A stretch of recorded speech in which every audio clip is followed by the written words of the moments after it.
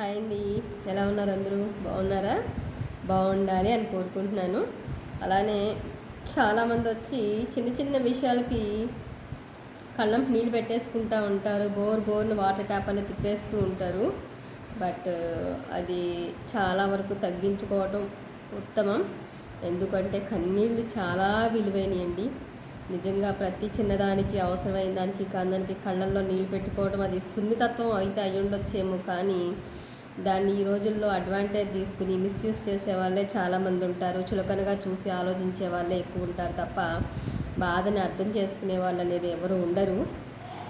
So కాబట్టి situation బట్టి చాలా తప్పనిసరి పరిస్థితిలో మన గుండె బరువు దించుకోవడం కోసం అయితే కన్నీళ్ళు బయటికి రావాలి తప్ప ప్రతి చిన్న విషయానికి దయచేసి ఎవరి దగ్గర ఎవరు కళ్ళం నీళ్ళు పెట్టుకోకుండా ధైర్యంగా మనకి మనం సర్ది చెప్పుకుని కాన్ఫిడెంట్గా వెళ్ళాలి అనేది నా ఒపీనియన్.